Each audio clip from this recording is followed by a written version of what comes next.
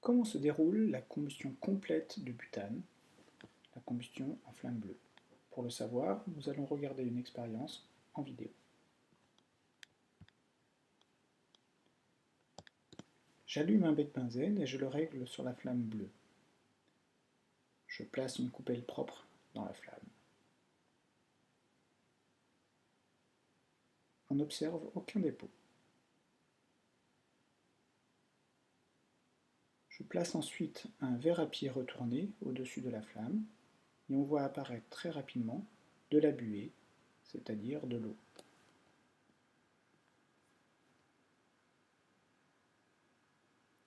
L'étape suivante consiste à récupérer dans un tube à essai les gaz de la combustion.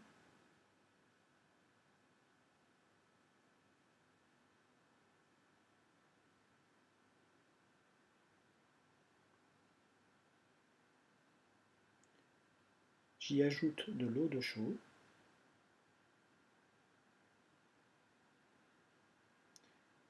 L'eau de chaux se trouble, montrant que l'on récupère du dioxyde de carbone.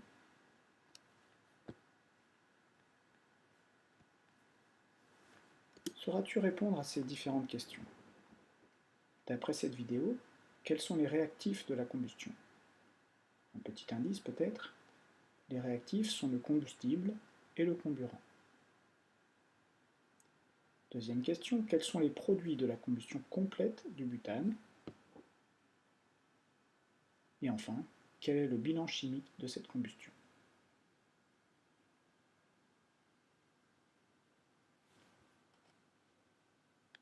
Passons à l'étape suivante, c'est-à-dire l'étude de la combustion incomplète du butane. Deuxième vidéo.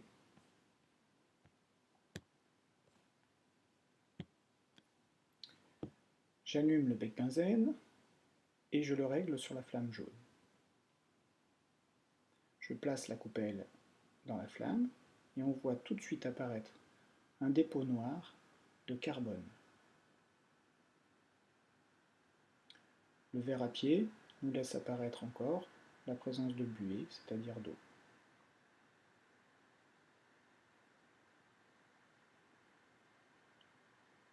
Enfin, je récupère les gaz de la combustion à l'aide d'un tube à essai et je vais y ajouter de l'eau de chaux.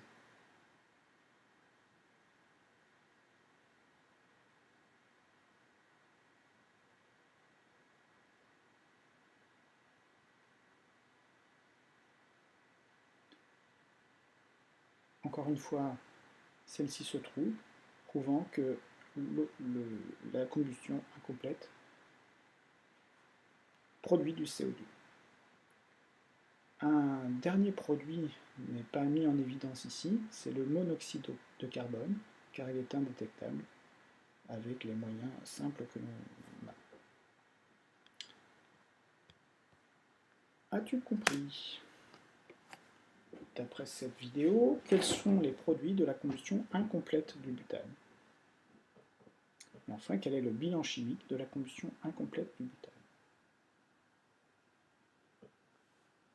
Si tu as répondu à ces différentes questions facilement, eh bien, tu n'auras aucune difficulté pour la synthèse qui suit. Elle est sous forme de tableau. On va retrouver donc la combustion complète en flamme bleue.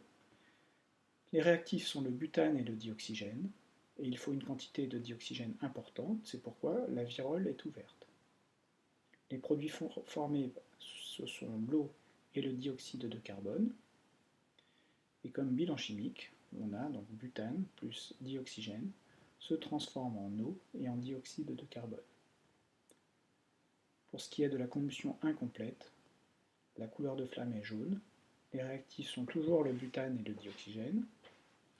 Par contre, on a une quantité de dioxygène plus faible parce que la virole est fermée. Dans les produits, on retrouve l'eau et le dioxyde de carbone, mais on y rajoute le carbone qui s'était posé sur la coupelle et du monoxyde de carbone que nous n'avons pas pu mettre en évidence. Le bilan chimique devient butane plus dioxygène se transforme en eau plus carbone plus monoxyde de carbone plus dioxyde de carbone. Dernière étape, pourquoi parle-t-on de combustion incomplète? Par incomplète, il ne faut pas comprendre que la combustion des réactifs n'est pas terminée, mais plutôt que les produits sont incomplètement brûlés. Autrement dit, certains produits sont encore combustibles. En effet, vous savez que le carbone brûle dans le dioxygène pour former du dioxyde de carbone. Il en est de même du monoxyde de carbone qui brûle dans le dioxygène pour former lui aussi du dioxyde de carbone. Ainsi, avec une quantité trop faible de dioxygène, on ne peut pas mener à bout la combustion.